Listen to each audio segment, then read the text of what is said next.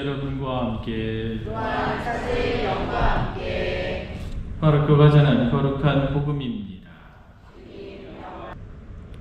주님의 말씀입니다. 그리스도님 참여합니다.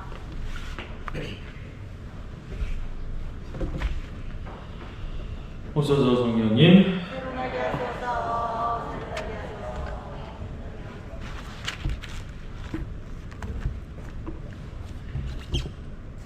오병이어의 기적 이야기 계속해서 여러분들과 함께 나누어 보도록 하겠습니다. 제가 지난 시간에 여러 가지로 말씀드렸는데 예수님의 어떻게 보면 가장 그 리더십의 모습이 드러나는 사건이기도 하고, 예수님을 말 그대로 사회적 제도 안에서 있었던 기득권층들은 대단히 위협적인 존재로 받아들이게 되는 가장 큰 사건이기도 하고, 신앙 안에서 보면은 요한의 제자 집단이 어떻게 보면은 새로운 대안을 찾은 사건이기도 하고, 또 무엇보다도 외딴 곳으로 가셨다라는 개념 제가 쭉 길게 설명드렸죠. 외딴 곳이란 하느님을 만나는 곳이다. 기억하시죠?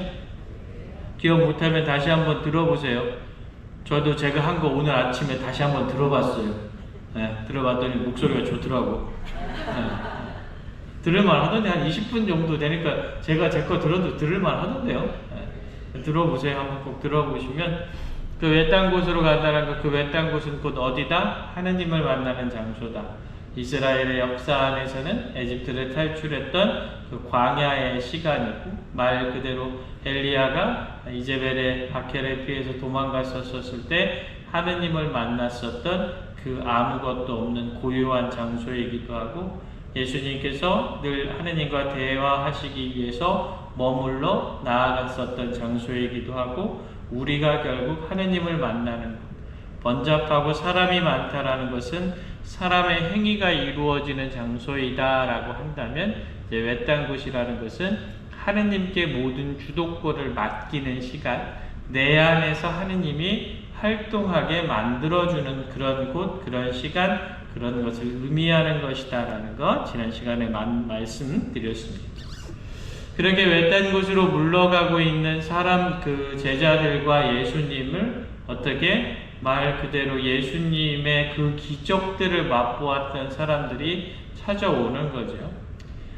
이 외딴 곳으로 간다라는 표현은 마르코 복음사가 안에서 나오는 아주 독특한 표현 중에 하나인데, 다른 곳에서 보면 그 전 단락을 이어보면 그것이 100% 5,000명을 먹이셨던 이 오병이어의 기적 이야기와 연결되는 사건이다, 시간적으로 이어지는 사건이다라고 볼 수는 없겠지만, 어찌되었든 복음사가의 의도를 통해서 한번 살펴본다면 이 오병이어의 사건 이전에 말 그대로 루카복음 같은 경우에는 어떤 것을 이야기하고 있냐면 제자들의 파견이 나오거든요. 제자들이 가서 예수님의 권능, 하느님의 말씀으로 많은 사람들을 엄청나게 치유하고 있는 어떤 그런 사건들이 나와요. 그러니까 많은 사람들이 동시다발적으로 하느님의 권능을 체험했다라는 거거든요.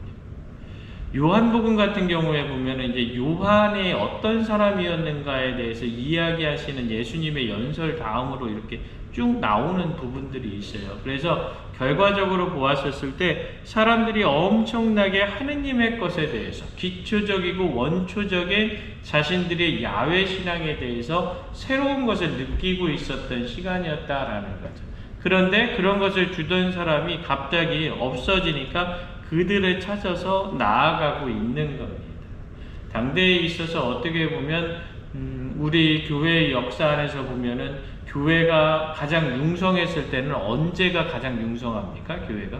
여러분들? 교회가 박해받을 때 가장 융성해져요. 특히 또 언제 융성해지냐면 교회가 사회적 등불의 역할을 할 때 여러분들 엄청나게 신자들이 늘어납니다. 반대로 이야기해서 세상 안에서 빛과 소금의 역할을 잊어버리게 되었었습니다. 얘기 나온 김에 하나 얘기해 볼까요? 여러분들 요즘 종교분리 많이 이야기하잖아요. 종교분리라고 흔히 이야기를 하면 정치는 종교에 간섭하지 말고 종교는 정치에 간섭하지 말라고 이야기하는 것으로 생각하시는 분들이 있어요. 그렇죠? 그게 맞습니까? 맞는 얘기입니까? 정확히 알려드릴게요. 이게 여러분들 잘못된 폐해 중에 하나예요. 구글이나 이런 데 쳐보면 AI도 그렇게 나와요. 잘못된 겁니다. 그게 그런 식으로 퍼져 있다라는 게 강한 거예요. 그 정치인들 중에서도 그렇게 이야기하는 경우들이 많이 있죠. 정교 분리가 나오게 된 가장 큰 원인 중에 하나는 여러분들 프랑스 혁명이에요. 이 프랑스 혁명이 뭐냐면 여러분들 유럽은 대대적으로 가톨릭 국가잖아요. 그렇죠? 가톨릭 국가인데 이게 이제 여러분들 종교의 분열된 형태로 나타나기 시작하면서 개신교가 등장하기 시작하면서 여러 가지 형태로 가톨릭이 위협을 받기 시작해요. 이유는 뭐겠어요? 그만큼 고인물로서 썩어 있었던 부분이 반드시 있었다는 거예요. 예를 들어서 도려내야 될 상처, 잘못됐으면 과감히 바꾸어야 될 제도, 이런 것들에 대해서 미적지근하게 했어요. 가톨릭에서. 그거 반성해야 됩니다. 그러면서 자신들의 어떤 권한이나 권력을 위해서 흔히 이야기하고 있는 마녀사냥이나 이런 부분들이 있었던 거예요. 사실적으로. 그러니까 어떻게 사람들에게 있어서 빛과 소금의 역할이 완전히 끊어진 거죠. 그렇게 돼서 종교가 아래로 내려가고 있을 때 말 그대로 1592년에 루터에 의해서 종교 분열이 시작이 되기 시작하죠. 그러면서 이렇게 분열된 형태로 나가면서 그 와중에 가장 지키고 있었던 게 어디냐면 프랑스예요. 그런데 프랑스도 후에 르네상스나 이런 것들을 겪으면서 개인주의적인 성향이 들어오면서 어떻게까지 변하냐면 가톨릭 교회의 총 본산이 어디입니까? 교황청이잖아요. 그렇죠? 그 프랑스 혁명 정부가 가톨릭과의 관계, 가톨릭 교회 안에 교황청의 관계를 끊고 나라로 귀속하라고 이야기를 해요. 그러니까 정교분리라는 것은 정치와 교회가 분리된다는 뜻이 아니라요. 뭐냐면 정치가 교회 안으로 들어올 수 없다라는 이야기예요. 교회가 정치에 참여하면 안 된다라는 이야기가 아니라 정치가 교회를 함부로 좌지우지할 수 없다. 그 프랑스 혁명 이후에 수도원을 폐쇄하고 교회의 재산을 함부로 뺏고 사제를 죽이고 그랬었어요. 그런 부분들이 어마어마하게 일어났어요. 여러분들 종교라는 것은 개개인의 선택이에요. 그래서 예를 들어서 어떤 정치인은 개신교를 믿을 수도 있고 어떤 정치인은 천주교를 믿을 수도 있고 어떤 정치인은 불교를 믿을 수 있잖아요. 그렇죠? 그런 사람들이 정치를 하는데 어떻게 종교가 정치에 관여가 안 될 수 있겠습니까? 자기들이 믿는 종교의 도덕적 원칙이나 기본적인 원칙들에 맞추어서 행동들을 할 거기 때문에 그건 불가능한 얘기예요. 반대로 이야기를 해서 종교 안으로 정치가 들어와서 종교를 정치적으로 이용한다든가 아니면 말 그대로 이런 종교를 가진 사람은 여기에 이런 사회에 이런 직분을 맡을 수 없어 이렇게 이야기하고 있는 건데 이게 안 된다라는 것을 이야기를 하는 거예요. 그래서 정교의 분리라는 것은 말 그대로 정치가 종교 안으로 들어와서 종교를 이용한다거나 종교를 핍박한다거나 이렇게 할 수 없음을 이야기하는 게 더 명확한 부분입니다. 어찌되었든 이런 역사들 속에서 쭉 살펴보면 종교가 빛과 소금이 되었었을 때 말 그대로 엄청나게 많은 이들에게 영향을 미칠 수 있게 되는데 그런 부분들이 우리나라로 하면 1980년대, 90년대 초반 이런 부분들 아주 급상승하게 되죠. 그 이유는 뭐냐면 그 안에서 희망을 바라보기 때문에 그렇습니다. 2000년 전 오병이어의 사건 속에서도 단순히 빵만을 많이 먹은 사건으로 사람들이 희망을 본 것이 아니라 하느님이라는 존재가 과연 우리에게 어떤 존재인지 그 전에는 율법학자나 다른 여타의 기득권층에 있는 사람들 말 그대로 중세시대에 썩었었던 가톨릭의 모습처럼 억압하고 짓누르고 세금과도 같은 그런 형태의 종교였다면 예수님을 바라보고 그의 제자들의 여러 가지 치유활동이나 이런 것들을 바라보면서 어떻게 하느님은 그런 분이 원래 아니셨지를 깨닫게 되는 그렇게 해서 어떻게 열광적인 신도로 변하기 시작하는 거예요. 새로움을 느끼게 되는 거예요. 그래서 어떻게 그 외딴 곳까지 수천 명의 사람들, 수만 명의 사람들이 찾아가는 겁니다. 제가 예전에 여러분들도 말씀드렸죠. 이런 복음을 묵상할 때는 어떻게? 여러분들이 그 자리에 들어가 보는 게 좋다. 여러분들 한번 상상을 해보세요. 내가 그 수천 명, 수만 명의 군중 속에 한 사람이 돼서 내 어린아이의 손을 붙잡고 저기 하느님의 말씀을 전해주는 하느님의 아들이라고 불리우는 저 사람이 있대라는 것을 보기 위해서 내가 막 달려가고 있는 내 모습을 한번 생각을 해보세요. 상상을 해보세요. 이게 이제 성경을 바라보는 방법 중에 하나입니다. 그러면 어떻게 할 것 같습니까, 여러분들? 천천히 걸어갈 것 같아요? 네? 저 앞에 지 드래곤이 나타났는데 천천히 갈 것 같아? 저 아니죠. 여러분들은 임영웅이 나타났는데 그럴 것 같아요? 아니잖아, 그죠? 아닙니까? 그래서 여러분들 말 그대로 그렇게 어마어마하게 사람들이 먼저 막 달려가서 예수님이라는 존재를 보고 그 모습을 바라보고 있는 예수님, 거기서 이제 문제가 생기는 거죠. 예수님께서 좋은 말씀도 하시고 여러 가지 치유도 분명히 아마 일으키셨을 겁니다. 그러면 군중들은 어떻게? 그분을 떠나고 싶은 생각이 없었겠죠. 그럴 때, 야, 이제 니네 집에 가. 야, 이제 그만 돌아가. 그러면 갑니까? 안 갑니까?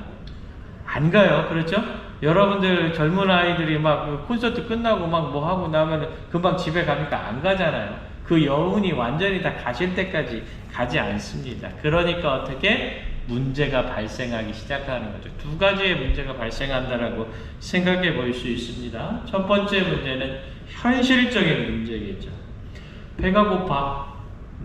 배가 고픈데 사람들이 말 그대로 예수님이 멀어질까, 예수님이 도망갈까, 따라갈 수 없을까 너무 급하게 왔기 때문에 자신들의 주변을 챙길 여력이 없었겠죠. 아이는 울고 있었을 것이고 엄마는 저 예수님만 바라보고 있었을 것이고 아빠는 그런 마누라를 한심하게 쳐다보고 있었을 수도 있었을 거 아니에요. 그렇죠?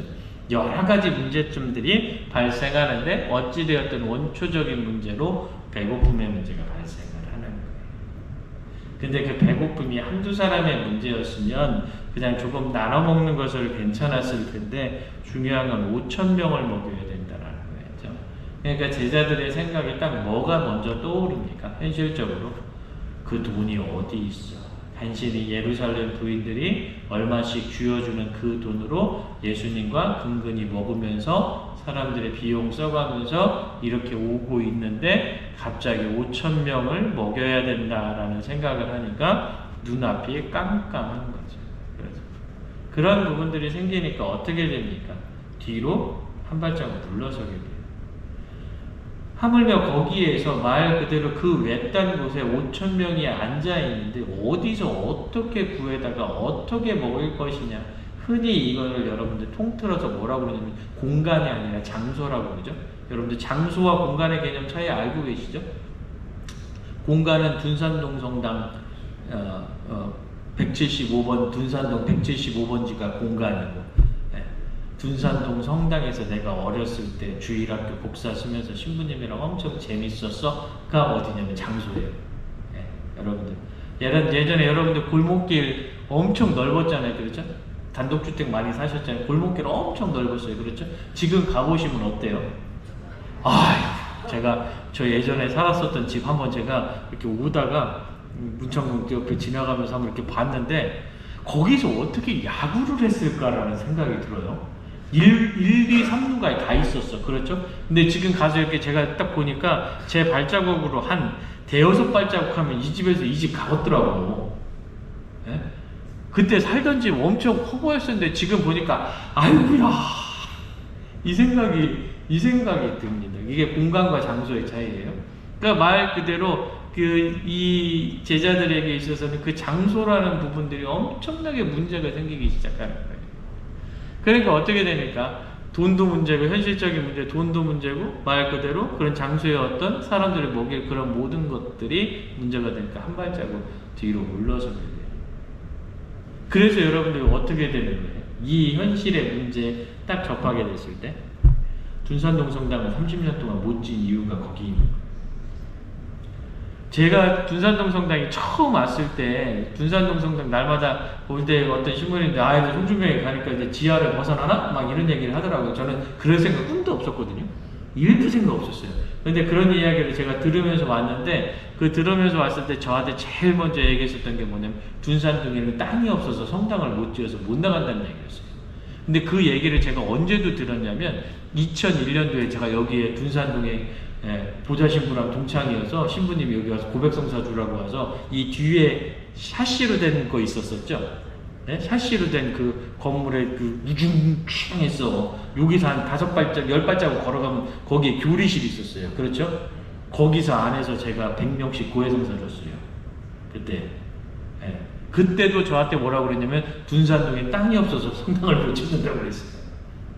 그런데 지금도 그렇고 그때도 그렇고 말 그대로 그랬다가 그런데 어떻게 30년 지난 지금은 지을 수 있었을까라는 문제는 결국 그 문제를 바라보는 사람들의 마음의 문제가 가장 큽니다. 그때와 여러분들의 마음이 바뀌었다는, 달라졌다라는 거예요. 이게 여러분들 대단히 중요한 것 중에 하나입니다. 그래서 두 번째로 뭐가 생각되느냐? 마음의 문제가 드러나는 거예요. 300데나리오너치라는 그 엄청난 돈, 300데나리오는 엄청난 돈을 어떻게 구할 수 있을 것인가? 그 돈을 구한들 어디서 살 수 있을 것인가? 그걸 사온들 어디에서 먹일 수 있을 것인가? 라는 현실적인 문제 앞에서 한 발자국 한 발자국 한 발자국 물러서다 보니 내 마음 안에서도 한 발자국 한 발자국 물러서서 그 목표와는 완전히 멀어지는 거예요. 이게 여러분들 예수님과 제자들의 다름입니다. 사람들도 어떻게 내가 여기서 자기네들 중에서도 갖고 있는 사람들이 있었을 거 아니에요. 그렇죠? 예수님께서 더 좋은 말씀을 해줄 텐데 내가 옆에 있는 사람 보니까 아이 울고 있는데 배고파 울고 있는 것 같은데 내 거를 나눠줄까 말까 막 곰곰이 생각이 들어. 그런데 어떻게 이거 나눠주면 다음 주 내일 내 아이 먹을 것도 없어질 것 같은데 라는 생각이 들어요. 그래서 어떻게 모든 목적에서 멀어지게 돼요. 이게 문제성의 발생입니다. 그래서 사람들의 마음은 다치고 제자들은 두려워하는 겁니다. 그때 예수님께서 어떻게 이야기하십니까? 아주 당연한 이야기를 하시죠. 뭔 얘기합니까? 너희가 먹을 것을 주어라 라고 이야기합니다. 현실적인 거에 아직도 얽매여 있었던 그 제자들은 어떻게 이야기합니까? 저희가 못 줍니다. 300데나리오너치를 사온다 해도 못 주겠지만 지금 어디서 그걸 사옵니까? 차라리 사람들을 그냥 보내셔서 알아서 사 먹게 해 주십시오 라고 이야기를 합니다. 그러나 예수님은 그런 문제를 이미 뛰어넘은 사람이었죠. 그래서 이미 그 문제 모든 것을 해결할 것을 알려주셨어요. 그 이유는 무엇이냐면 너희들이 당면한 그 문제를 지금 해결하지 않으면 너희들은 늘 물러설 수밖에 없다. 하느님 앞에 다가가고 있는 그 모든 것 안에서 그것을 이겨나가고 하느님 앞에 다가가려고 하지 않으면 어떻게 해서든지 해결하려고 하지 않으면 어떻게 하느님께 갈 수 없다라는 것을 아주 명시적으로 이야기를 하는 거예요. 제자들은 본인들이 이야기할 생각이 없었습니다. 조금 더 들어가 볼까요? 조금 더 들어가 보면 여러분들 이 사건을 어떻게 바라볼 수 있냐면 사회적인 측면 안에서 봤을 때 여러분들 이 5,000명을 먹이신 기적 이야기 너희가 먹을 것을 주어라 라고 이야기하고 있는 이 부분들은 예수님께서 얼마만큼 당대의 사회적인 부분들에 대해서 비판적인 것을 갖고 있었는지를 설명해 주는 것 중에 하나입니다. 제자들이 저 사람들을 마을로 보내셔서 알아서 해결해 주십시오 라고 하는 것은 마을 안에는 뭐예요? 공동의 시장이 형성될 수 있고 서로 간에 무언가를 사 먹을 수 있는 제도와 체제가 있는 것을 이야기하는 겁니다. 뭐냐면 예수님과 달리 제자들은 당대에 있는 여러 가지 제도나 체제를 이용해서 지금의 문제를 해결하고 싶었던 거예요. 그런데 예수님은 그게 아니었어요. 그걸로는 이 5,000명, 몇만 명의 사람들을 결코 배부르게 먹일 수 없다. 그들의 체제와 그들의 제도를 이용해서는 하느님 나라를 완벽히 알려줄 수 없다. 그것을 알려줄 수 있는 건 누구다? 너희다. 라고 이야기를 하는 거예요. 그래서 어떻게 보면 그 당대에 있어서 로마의 제도나 체제에 대해서 말 그대로 어마어마한 비판을 가하시는 거예요. 그러니 그 당대에 있는 권력자들이 봤을 때는 예수님이 엄청나게 말 그대로 우리가 소위 이야기하는 불순한 사람으로 보였을 수밖에 없었을 겁니다. 당대에 있어서 말 그대로 엄청난 불평들과 불공평한 상황들이 있었었죠. 배고픔, 수혜, 비인간적인 어떤 부분들이 분명히 있었을 겁니다.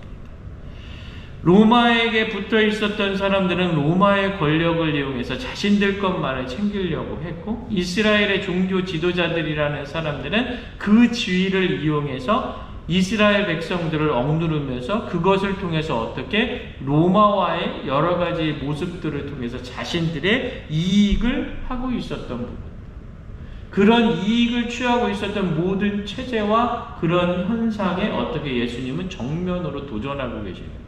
아니, 그거 아니야. 너희들이 먹을 것을 주어라 라고 이야기를 하고 있는 거예요.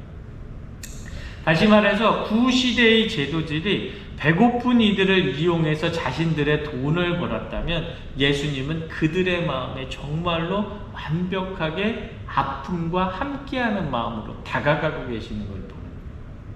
그거를 그 사람들이 느꼈겠습니까? 못 느꼈겠습니까? 느꼈겠죠. 그러니까 어떻게 열광하는 거예요. 왜냐하면 지금껏 자신들이 살아온 세계와는 다르기 때문에 그렇습니다. 그래서 이거를 신학적인 용어로 뭐라고 이야기하냐면 이 예수님께서 보여주신 대안적 체제, 이것을 함께 아파한다라는 표현을 씁니다. 관대함, 자원의 나눔, 충분함 등을 통해서 본질적인 하느님 나라의 모습을 어떻게든 보여주려고 하는 그런 모습들이 있는 거죠. 이것을 통해서 어떻게 제자들을 교육시키는 예수님의 모습이 등장되는 겁니다. 오늘날의 세상도 비슷합니다. 여러분들, 제가 여러 번 말씀드렸는데 오늘날 20대 남자 현상이라는 거 있잖아요. 70대보다도 훨씬 극우화되어 있는 20대 남자들, 왜 그렇게 됐을까? 엄청나게 연구하고 엄청나게 많은 논문들 쏟아지고 있는데, 저는 개인적으로 보았었을 때 20대 남성들이 겪고 있는 현실 상황을 한번 봐야 된다고 생각해요. 그들이 왜 그렇게 극우라는 잘못된 방향으로 가고 있는가를 잘 살펴보면 그들에게 있어서 희망이 있는 삶이 그렇게 많지 않다라는 거예요. 내 아버지 때와는 완전히 다르다라는 거예요. 그렇다고 해서 엄청나게 큰 대안을 줄 수 있는 상황도 아니다라는 거예요. 그렇다면 왜 이렇게 되었을까? 한 번쯤 생각을 해보면, 여러분들 혹시 곰곰이 생각해 보시면 이 20대 아이들이 커 나왔을 때 학교가 어떻게 됐습니까? 여러분들이 다니셨었던 학교에서 성적, 공부도 배우고 이런 것들도 배웠지만 그 중에서 가장 많이 배운 게 뭐죠? 여러분들, 공동체 의식이잖아요. 그렇죠? 공동체성이거든요. 여러분들 성당 안에서 주일학교 하면서도 배우는 게 공동체성이에요. 이 공동체성은 여러분들 가르친다라고 해서 배울 수 있는 것이 아니라 그 안에 모여져 있는 문화적 형성을 통해서 스스로 체득되어지는 겁니다. 그런데 이 20대 남성 아이들이 특히 학교를 다녔었을 때 이 문화적인 모든 것들이 깨졌어요. 그래서 어떻게? 오로지 공부, 오로지 학원, 오로지 말 그대로 나만을 위해서 살아가는 어떤 그런 부분들로 바뀌었다는 거예요.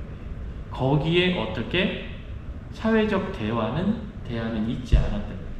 말 그대로 자기네들이 올라갈 수 있는 희망을 가지고 있고 무언가 더 나아질 수 있다는 그 자리는 이미 기득권을 가지고 있었던 많은 이들에게 나눠져 있는 부분들.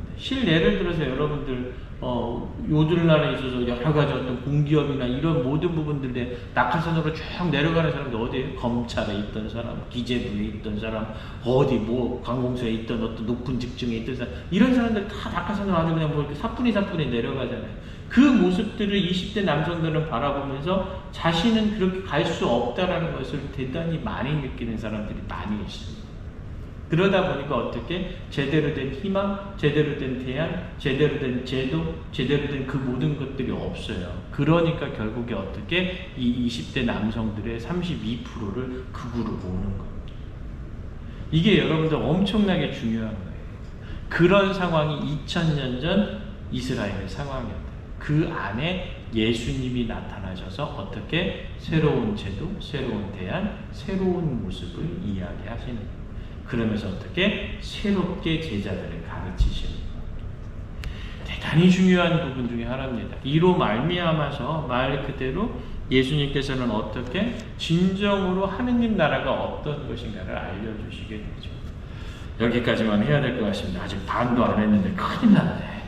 네, 여기까지만 하고 다음 추석 끝나고 하죠. 또 추석 끝나고 시간이 계속 있으니까. 그래서 여러분들 한번 우병이어의 기적 이야기에 오늘 잘 또 들으셨으니까 한 번쯤 들어보셔서 한 번쯤 가셔서 묵상해 보셨으면 좋겠습니다. 다시 한번 말씀드리지만 묵상할 때는 어떻게 내가 그 몇천 명의 사람들 속에 있는 군중 안에서 예수님을 바라보고 있는 내 마음이 어떤가, 모습이 어떤가. 신부님께서 오늘 이 신부가 얘기했었던 것들 그런 것들 좀 한번 기억해 보시면서 나 같았으면 어떻게 했을까? 나는 예수님에게서 무엇을 발견했을 수 있을까? 예수님이 설명해 준 그 예수님의 나라는 무엇일까? 상상해 보십시오. 그러면 훨씬 더 살아있는 말씀으로 이 우병이어의 사건 이야기를 들으실 수 있을 겁니다.